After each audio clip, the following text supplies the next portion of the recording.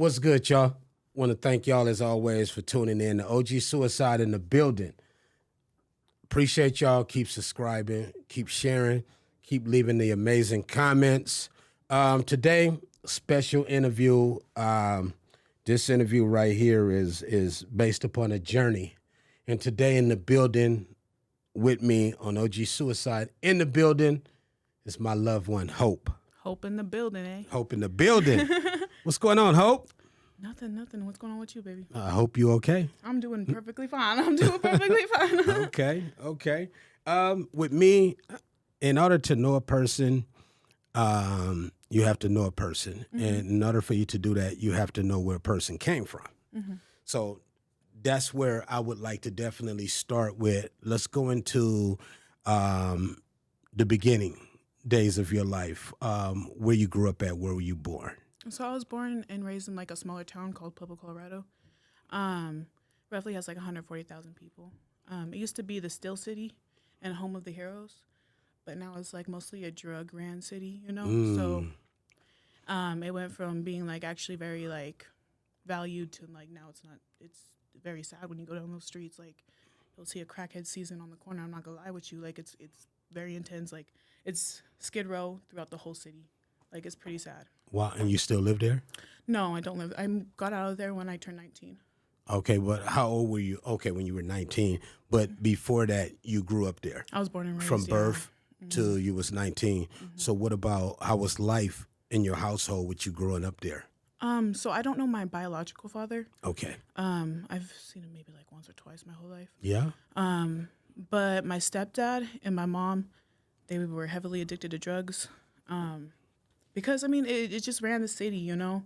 So it becomes one of those things where I just feel like you become a product of your environment, and, like, even everyone fell into that, you know? So I don't blame my parents. They just, you know, they're my parents. What about, you had siblings? I have 6 siblings. And y'all all grew up in the same house? No? I only grew up with my half-sister. She's through my mom, you know? Okay. But all my step-siblings, all my half-siblings on my dad's side, yeah, barely, like, was raised with them. Oh, wow. What about school, like, education-wise out there? So, the education system is it's absolute, like, it's bad. But it's, I mean, it's any, like, normal, like, city program. Like, these schools aren't doing nothing for anybody anymore, you know? And I feel like, I don't know where I'm going with this, sorry.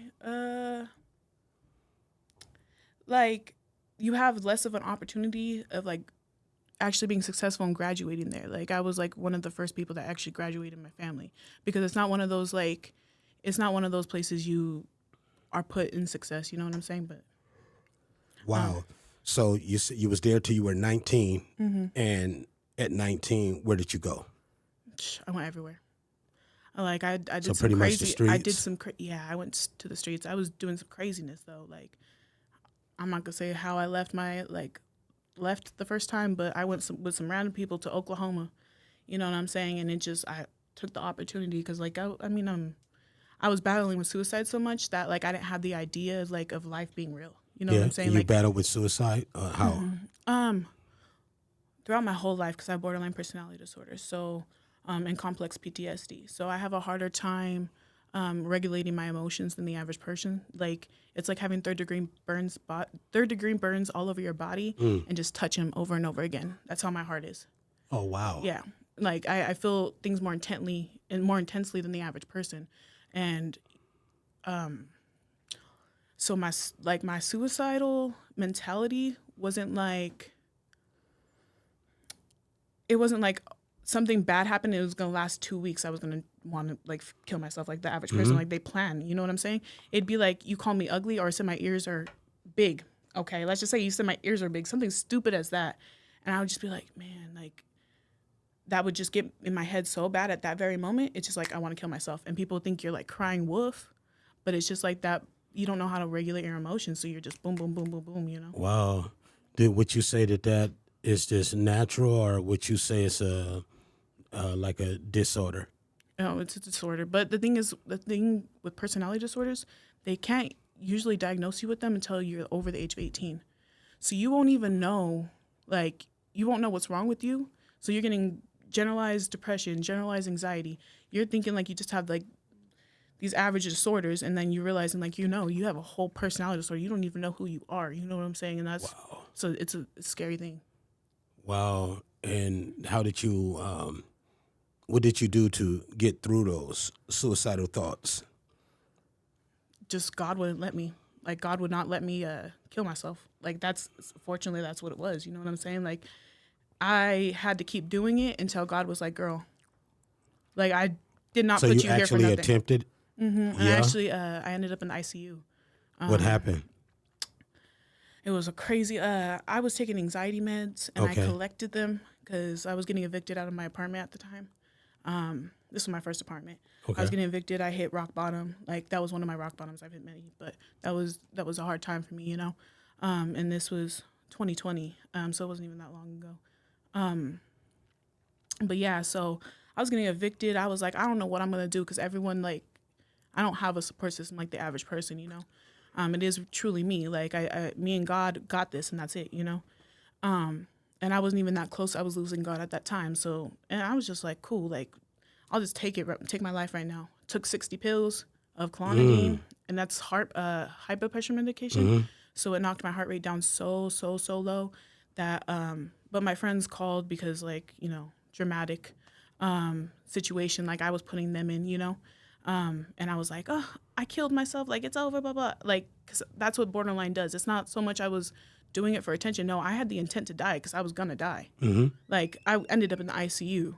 You know what I'm saying? But it's just like that split moment, like, oh, I don't want to die anymore. And you already did what you did. Like, I've overdosed on Benadryl and everything before. And it's just like, you already did what you did. There ain't no going back. And it's So like, after you, let's say, for instance, like you say, you took 60 pills. So after you took the 60 pills, then it was like you changed your mind after the fact? I didn't change my mind, but I was hoping, like, if I'm supposed to be alive, I'm going to be alive. Okay. And ever since then, I never tried. I never attempted ever again. Okay. Because once you leave the ICU and you realize it was all your fault, I think that, like, and you wake up and nobody's by your side, you're like, Just that hospital light over you. just that hospital light over you. I've been there. And this shit fucks you up. Yeah, I know that feeling. You know, you wake up and then you start seeing doctors scrambling around the room, like, Like, they're trying to actually make you feel better, though. Yeah, They're like, yeah. and it's like, you can't. Like, my grandma's not here. My mom's not here. Nobody's here. And my grandma didn't know. She had dementia, Like, even till this day, like, she hates, well, I say that. My grandma passed away on Christmas. She hated the fact that my mom never told her I was in the ICU. My parents were the only ones that knew. My stepdad and my mom, and they didn't tell nobody. How did she find out? Because they were on my emergency contact list at the hospital. And they contacted her? No, They how did contact- your my grandmother grandma? find out? Because when I got out of the hospital, You told her? I told, like, because she was like, where have you been? Like, what's going on? I was like, nobody told you? Like, And so I think still till this day, a lot of people didn't know I was in ICU for my overdose, So. What did she say to you after you told her? Anytime I told her something like that, she didn't take it lightly. So I tread lightly on how I tell her, you know what I'm saying? Because, like that was my person. Like, Okay. that was my person. My grandma's my everything. She's Your my great go-to. grandma. Yeah, she was like my mom, for real. Like, she's my world. Still talk to her, like, talk about her like she's still here, because it's like, it's so new, But I think once I had to learn that I can't tell my grandma completely everything, because I don't want her to, like, I didn't want her to die of a broken heart or something like that. And she knew I was out in the streets doing everything, you know what I'm saying? So I had to tread lightly about what I told her, because I just didn't want to be the reason why she passed away, you know what I'm saying? Because she really had me near and dear to her heart, and I didn't want to be that person, Oh, okay. And so you say you left and you went to Oklahoma with some random people. Yeah. And I mean, Crazy. what was that about? Well, at that time, I had just gotten my first case involving something that, another time. And I was like, it's time to leave. Like, it's time to leave Colorado, like, deuces. Like, I'm old enough. Like, I need to get out of here, And once I left, it just, like, my whole life changed. Like, I fell into the streets, the hole, and then I'm here. But I've always kind of been in the streets because my parents, like, I was always their go-to. Like, if they were getting high, I was that person with them. You know, if they got arrested, who are they calling to figure out to get the bail together at the age of 12? Like, you know what I'm saying? So because I was very smart for a young girl, you know, and they know that. But the thing is, when you become a right-hand person to your parents about stuff like that, you're already seeing the street life. You get entranced with it, you know. Have any one of them ever OD'd? Yeah, my mom OD'd. Yeah? My dad OD'd. Oh, actually, I don't know.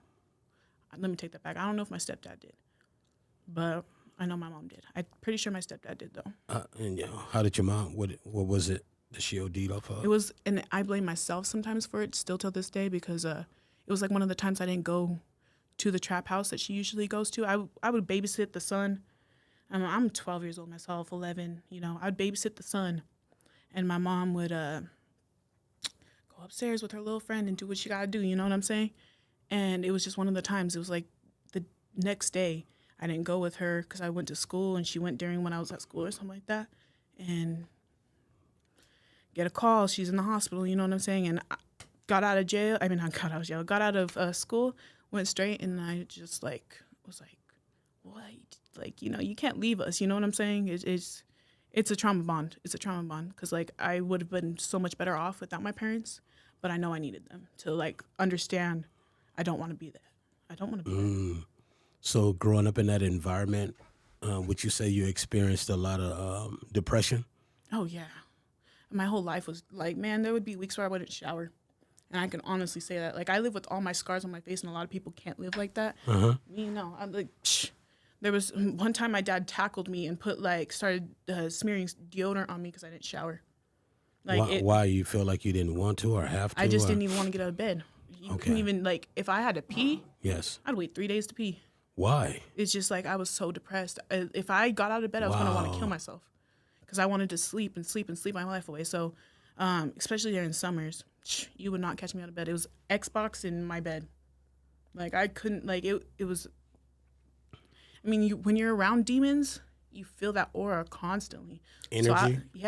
Energy. That energy is disgusting. And I was in hell for 18 years, so it's like, yeah, fucks you up. Did they make sure you was fed and things like that, or sometimes? But there would be those times where my mom would come home with McDonald's, and man, she'd spend $10 on a frap just to put 2 shots of espresso and buy the expensive frap from McDonald's. For us, that was expensive, okay? So, but like, she would spend $40 on a whole like meal for them and be like, "Oh, go make ramen for yourself." She couldn't even buy us a cheeseburger, you know? Yeah. And I promise you, why was that? I don't know. I would like to comprehend it till this day. Did y'all get along, or y'all didn't see eye to eye? She did it to my sister too, and my sister and her are like. Your sister's older than you? My sister's younger than me, but she favorited my younger sister because I'm the one. I'm gonna call you out. I don't care how young I am. I don't care how young I've had to pull your face out of pancake syrup and throw you in an ice cold bath because you almost overdosed in front of my face. I've had the feds pull a gun in my face because of you. I don't have respect for you like that, but I'm trying to help you because I love you.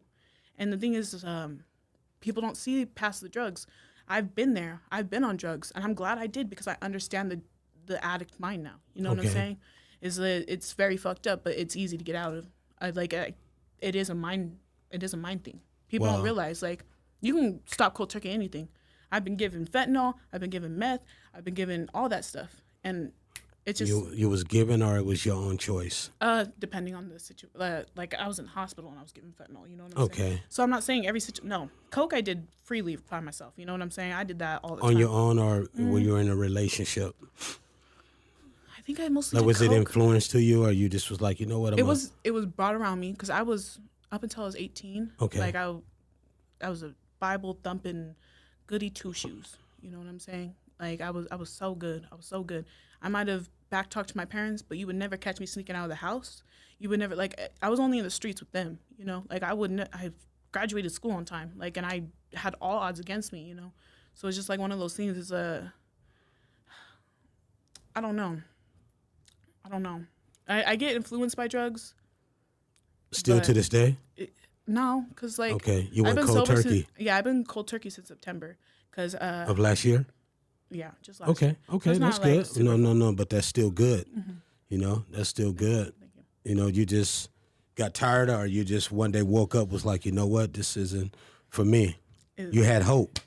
That's what it was, but it was also meth. No, like You said meth? It was like that was the first time and the only time I ever did meth, and I didn't know it. I thought it was, and I know that's very illiterate of It me. was given to you, or As instead of coke, because I was buying coke. so it was like, here, try this. So I took 4 lines of that. I was up for 3 days, and I was hearing things, seeing things. I was You couldn't tripping. tell the difference? Nah, I could cause Well, I know meth is like glass and coke is I like. know, but like I wasn't. couldn't- When you're an addict and Okay. you're, I know It I all could looked the tell- same, huh? I could tell you how to shoot up heroin, okay? But I can't You've tell done you. that before? No, my mom's Yeah. did it right in front of me at the age of 12. Like Wow. she showed me exactly how to shoot up heroin at the age of 12. Sat me and my sister down and said, "This is exactly what I want to do." And at that time, she made us take a sip of alcohol, smoke a cigarette. At 12? 12 was a crazy year. Like I said, Mine feds. was wild, huh? Oh, my mom. But you know, I hate to like. I feel like it's like Stockholm syndrome in a way, because it's like I always do defend her deep down. Like she doesn't think I defend her because I call her out on a lot of this, because it's like that was never okay. But it's like at the same time, I get how it feels to be on drugs and like want somebody. You know what I'm saying? That just understands you. So I tried for my whole life, and it's just like I'm the black sheep of the family. So, and I'm okay with that. I hear people say cool with that a that. lot, and my question is, what makes you feel like you're the black sheep of the family? Because I'm misunderstood. Nobody cares about me like that. I don't get phone calls checking in and seeing how I'm doing after my grandma passed. You know, that was the last, like, she's the only person that, well, my grandma Steph calls, but not as frequently. My grandma Pat used to call me every day. I don't hear from any of my sisters. I don't hear from any of my mom, dad, nobody. And my parents are very good manipulators, so So you feel like they manipulated them, and said a lot of bad things about you? But I've always believed if you are willing to believe somebody's rumors and not hear the other person's side of the story, then you're just as big of a fool as that person. So I don't have no respect for you either. If you cannot take your own grasp of who I am, because Yes. I'm that bitch, okay? Straight so up. if you have a problem with that and you are intimidated by how real I am, then that's your problem. I fought 18 years trying to prove that to my parents that like I'm just trying to love you. Man, they might have came home and not bought food for us, but man, when I got my You still first loved job, them. but no, when I got my first job, man, I was having jobs at the age of 10. When I got my first job, man, I would come home with food for them. You know what I'm saying? It's one of those things. Like I never came home empty-handed without anything for anybody else. And whatsoever, I probably spent more money on everybody else than myself. But it's just one of those things. When you're a good person, people are scared of good people. Like, because Yes, they I don't know that want feeling. you. I know you know I that feeling. experienced that a lot with people. Like, it's like I feel like a lot of people that I grew up around, they appreciate the old me and the negative me. The person that was still in the streets, on the block, violent, active, then more humbled and, trying to inspire and uplift people and give people hope. That's something I love to do now. Like, I don't miss the old me. I have no regrets in life, but I don't miss the old me, and I love the new me. And whenever my day come, I want to be remembered for doing good things. I don't want to be remembered as being an amazing gangbanger, amazing OG. Like he was a factor, I don't. That's a part of my life. It's gonna always be a part of my past, But what I do now is I really embrace it, and I really love what I do now. And a lot of people don't appreciate it. And they know me. They know how I grew up. My life started off fucked up. I didn't have the privileges a lot of people that grew up in my neighborhood had. They had both parents. I grew up in a foster home and ended up getting adopted. They parents was financially stable. Me, I had to get in them streets. Miss Price, she had a little money and did everything for me. And then, we have land in Texas that end up striking oil, and in the 80s from Exxon, she was getting like $3,000 and $4,000 checks, every month, at that time. But eventually that dried up. But that doesn't take away from your lack of what you Yes. you're having your parents. You know what I'm saying? Just because exactly. you had money doesn't mean Yeah. money can't buy nothing. And it can't. But you know, a lot of my homeboys grew up in good homes, had an amazing family, had everything. You know, so they Maybe should the be able most to look messed at up one. my struggle. You know, that I made it this far. You made it through the 80s and the 90s, and you still here. It's a blessing. You know what I mean? It's not a privilege. It's a blessing. But like I said, like a lot of support, I feel like I should see, I don't. Straight out. And I'm okay with that though. I've learned well, it used to irritate me, but now I've learned to say, you know what? It is what it is. You know, because I feel like life was written before we got here. We just have to live it out like a script. But that's kind of spooky to think about sometimes, isn't it? It's like I'll be like, how am I here? You know, like it'd be spooky because it's like, how is everything like? I feel like those detours matter because what if your life was completely written this way, but you took that wrong detour and now you're on a whole nother rewrite. You know what I'm saying? And I also had to realize like, yeah, with people, if you give so much value to these people that you need them to see that you're a good person, who are you proving it to? Yeah. Because the only person you should be proving it to is God.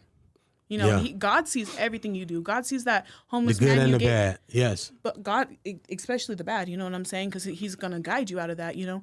But the good, he sees you hand that homeless man $10. Nobody got to see you post about it. And I'm not the one that, like, and I don't do that. You know, I really feel like that's humiliating people. It's bad enough they're living on the streets. If I give them money or whatever I give them, I don't have to let social media know because God's seen it.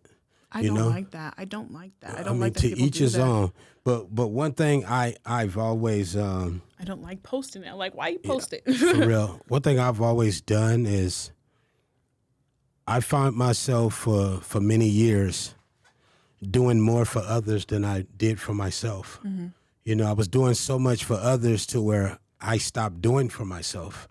And then I sit back one day and I started realizing that a lot of people was just around for what I could do, you know, because when you stop giving, that's when they stop coming, you know. Yep. And I learned that, you know, and it was a trip because I always found myself, and I mean, I'm due for everybody, but I always found myself taking the notion of calling and checking on them to see how they're doing.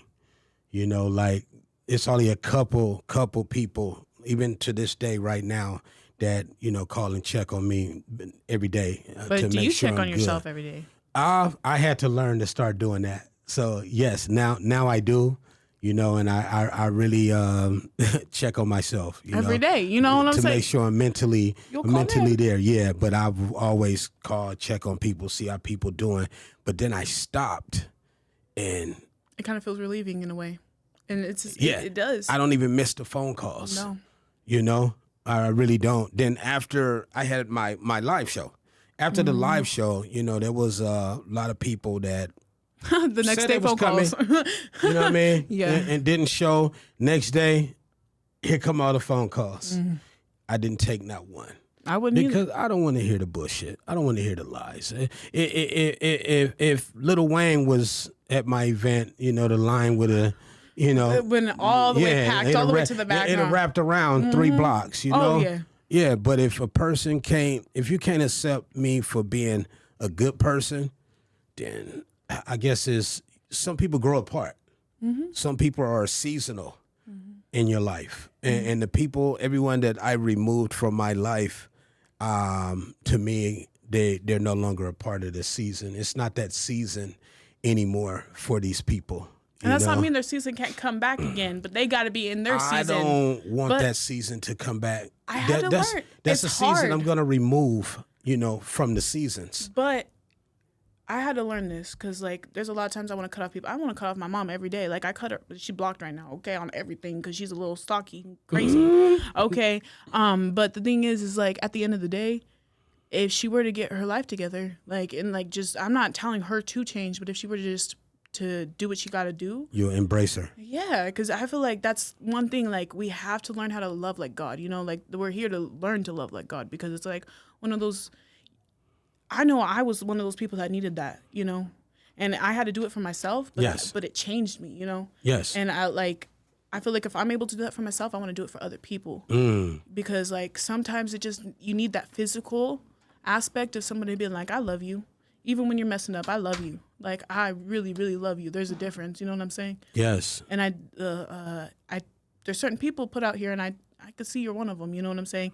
That you're going to overput into people, but once you learn how to restrain that, you know, and you actually just. It took me forever to learn to restrain it. It's so hard because you want to, but at the end of the day, if they go and do what they have to do to change, then accept them with open arms. Sometimes you could just cut a person off and then come back when it's supposed to at the rendezvous. You know what I'm saying? But until they get rid of all that stuff in between, you don't have to force somebody to change. I don't believe in forcing somebody to change. And I don't try to. And it was to the point to where I used to go broke helping others. Oh, yeah. You know, when I was homeless, I was helping people. When I was physically homeless, living pillar to post, staying wherever I could, I was still going in my pocket and helping people. And I'm talking about people that had a home to go to. Mm-hmm. And I was still helping. It's because you were trying to buy their love, unfortunately. Like, well, I wouldn't say I was trying to buy their love. Miss Price embedded a good heart. I've always had a good heart. And that's something I learned from her, you know. And also one of those things, too, with me, Miss Price used to always say, well, you know, always do good by people regardless of how they are or how they act, because that's how you count your blessings. I respect everything Miss Price ever taught me, ever told me. I've always respected it, and I always will. But at the same time, it got to a point to where I felt like there are some people that I don't even want the blessings that come from them.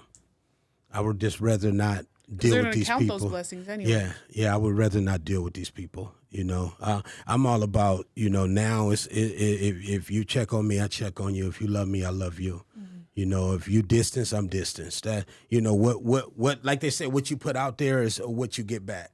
Mm-hmm. You know, so I'm putting out there what I'm getting, and that's what I'm putting back into the world. I get more love from strangers than people I've been knowing 30 plus years. That'd be the saddest thing, though, is like, you know, strangers will love you, but sometimes it made me think like, oh, is there just something wrong with me? Because how am I, like, it made me think I was narcissistic for a little bit, because I'm like, man, right off the bat, these people love me, and then it's like you get to know me, and now you want your distance. You know what I'm saying? And I get it, but it's just like it's like, what is it in me? So I had to go down and like, what is that one thing that's pushing people away? Because it is something. You know what I'm saying? It sucks to admit I'm a good person, but I have a lot of toxic, bad traits, you know, and I'm working on those every day, you know? Yeah, but I wouldn't, I used to think that, like, damn, is there something wrong with me? They got people acting this way. Mm-hmm. Then I start saying, oh, shit. It's just people act that way. They did it with the next person, right? I'm not looking out for this person no more. Mm. So now they don't want to be around.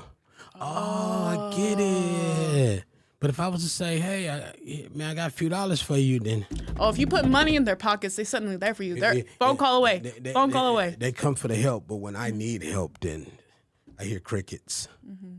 You know, when I'm at the bottom of the barrel, I hear crickets. Oh, you can't even get $5 for some, or 4 for 4. You can't even get that. Yeah, you know? I got to jump out of myself and pull myself out of situations. And I'm okay with that. You know, I'm still learning. I'll be 54 this Sunday, July the 30th. Happy early birthday. Thank you. I've told you multiple times. But I'm still learning. Yeah. You know, they like they say, man, no, you it seems like you get wiser as you get older, because I'm definitely see myself getting wiser. And it's like a lot of things that I used to would flash out on people over. Now I just smile. I just smile about it. I just know karma's coming, though.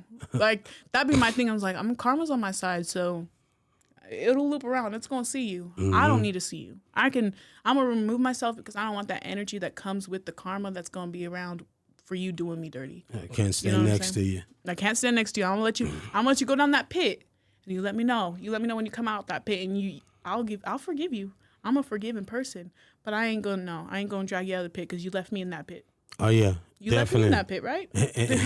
and looked down at me and walked by. And laughed and kicked rocks at me and said, "Get out, figure it out." And I'm like, "Okay, I did." So.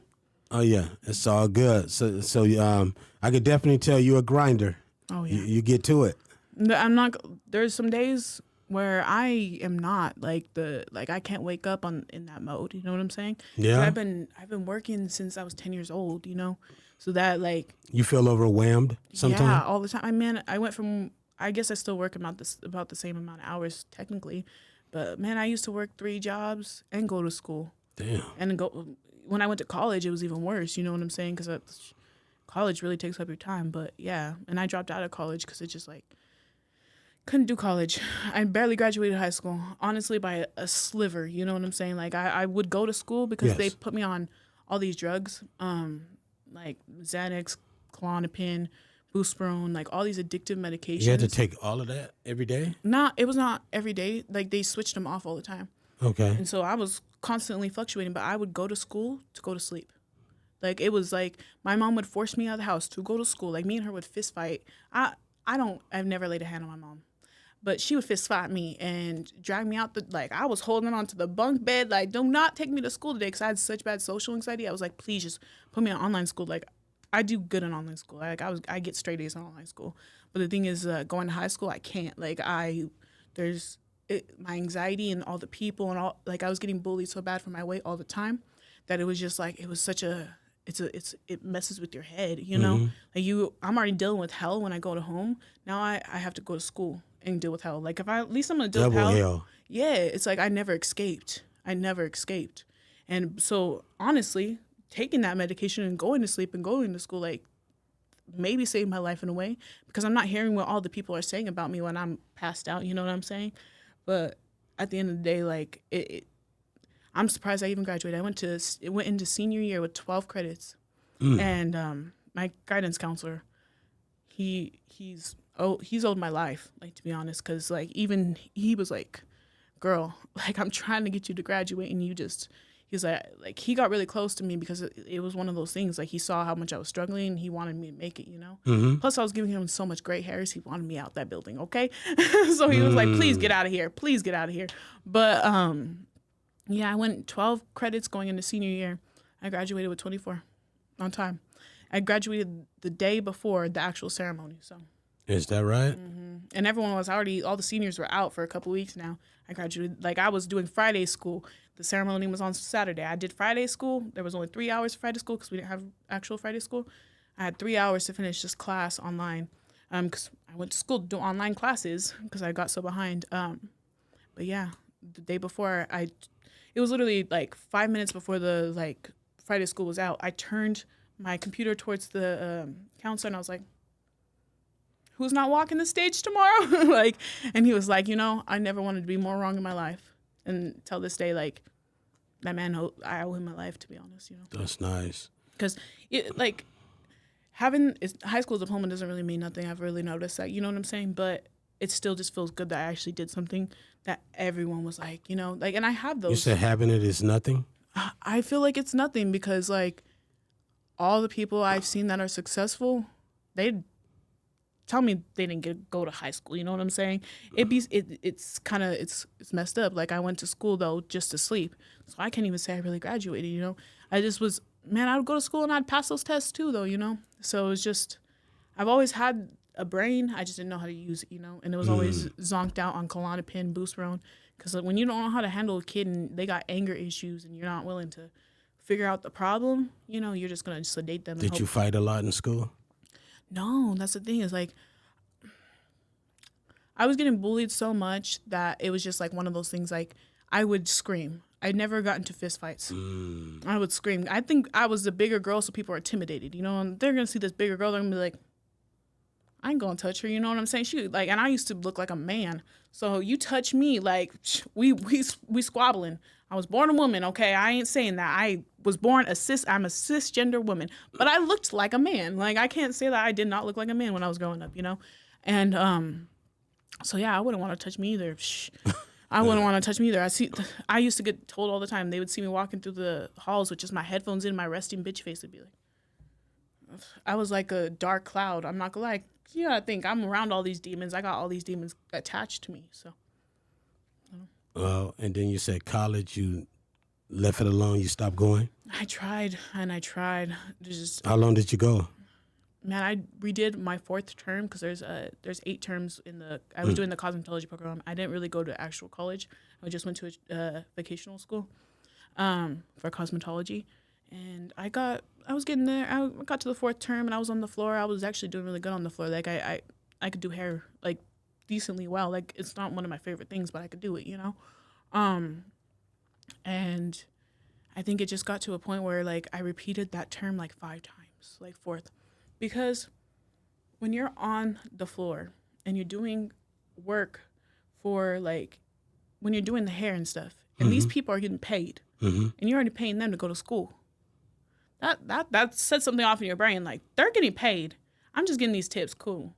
But I'm already funding them to have a program. They ain't even putting this, like, you know what I'm saying? It just it does mess with your head a little bit. So it's like, and then I would have to go to work after. I was working night shifts, so I would work 12 hours. So I'd only go to sleep for like 3-4 hours every day, and it'd be midday. So I would go to school, sleep midday for a couple hours, go to work for 12 hours, and then boom. Oh, okay. Yeah. Have you ever considered getting back into it, or? I don't think I'd ever. No. I don't want to give him another nickel. Like I would never give a.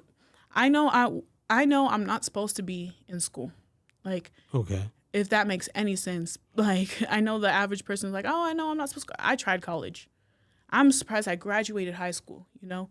I do got a brain, and I educate myself a lot, and I'm telling you, school has never taught me anything I didn't teach myself. Like I can watch a documentary on World War II, okay? I can, like, and I don't know anything about math. Math is just, that's out the window. I could do decimals, because I passed my QMAP.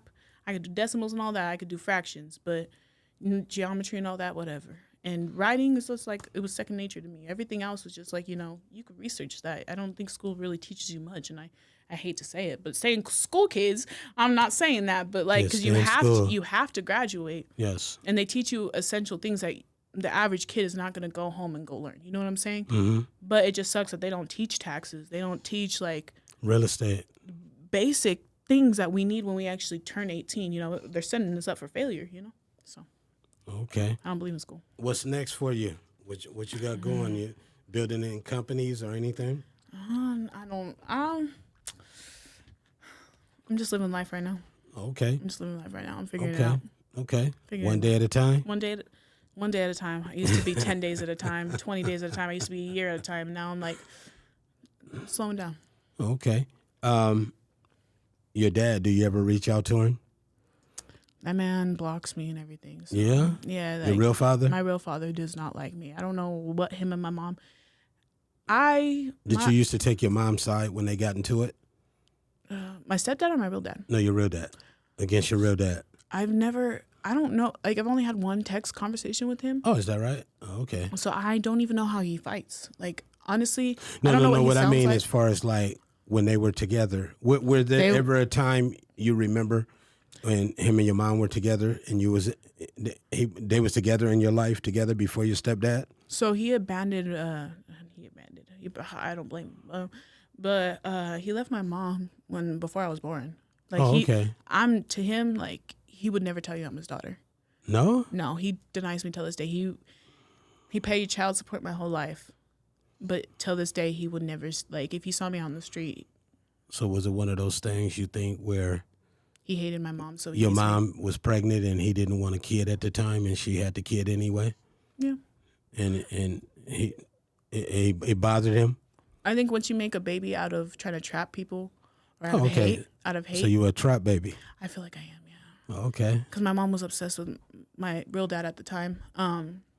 So I know I was a trap baby, and I can't say he wasn't all crazy about my mom.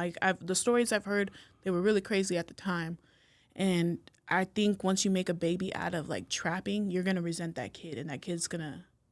I mean, I'm detached from my mom and my dad, so and my stepdad. Like I'm not my stepdad. So you don't reach out to your stepdad either? My stepdad's a weirdo, like 100%. Like I don't even. I'm not here to expose him or nothing like that. So no, I understand. He's just I lived that for 18 years. And like, once you have parents that gaslight you and don't let you believe in what is actually happening to you, and your mom's taking his side, it really like it's like, oh, so you're just as much of a weirdo as her. I mean, as him. You know what I'm saying? Man, I've had video cameras record me showering. I've found nudes in the phone of my dad's phone when I was a minor. You know what I'm saying? Your stepdad? Mm-hmm. So that really makes you think like what is wrong with these people? Like, my mom till this day will tell a completely story, like saying that it was my old phone that he had, but no, he sent the pictures from my phone to his phone. Like, it was on my text message. That's the only reason why I found out it was on his phone, is because I found a text message link. Well, not text message. It was in my text messages, and he didn't delete them because, you know, when you're tweaked out, you're not really thinking straight, you know. So I saw the message link, and yeah, man, there was one time he walked by me, and I was probably like 13 at the time, 14. Walked by me, and he was like, "Oh, I almost smacked your ass because it looked just like your mom's. I didn't know it was you." Like, that was my whole childhood. What kind of drugs was he on? Meth. But even when he was What sober, the hell? when he was sober, it was worse. It's like I So do say you think sober. He because was of sober that, for 2 you days. and your mom, maybe your relationship is not as good as it should be because you feel I like call she people out defend on him? bullshit. Yeah. Until this day, people think like he's not a weirdo and all this stuff, and I'm like, man, my stepdad still tries to follow me and on everything. I have to block him. Blah blah blah. Like, Stalking. you know what I'm saying? It's like, and my mom too. It's like, y'all, and they'll call me, and they'll be like, "Oh, we're just making sure you're alive."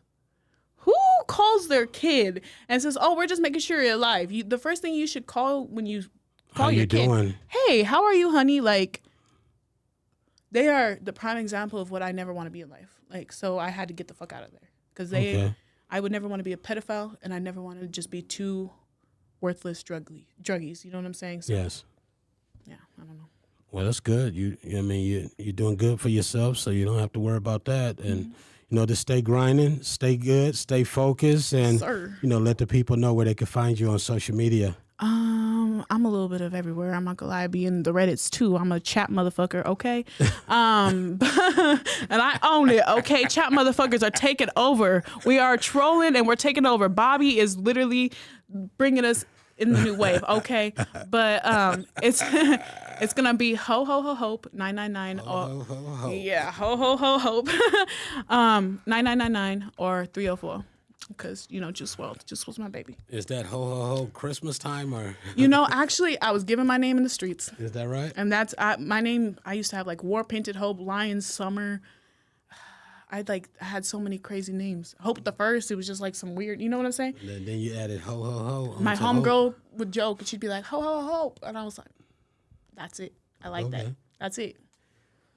So OG Cuicide in the building. Thank y'all for tuning in. My loved one, ho ho hope, in the building. Peace. Bye. Thank you so much, OG.